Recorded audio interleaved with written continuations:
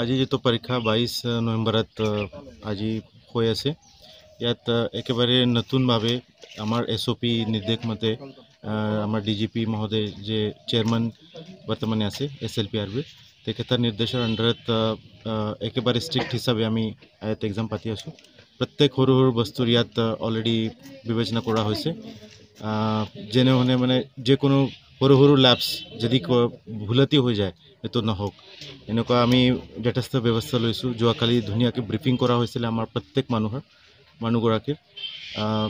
এবাৰ আমি বিভিন্ন এংগলত সেইটো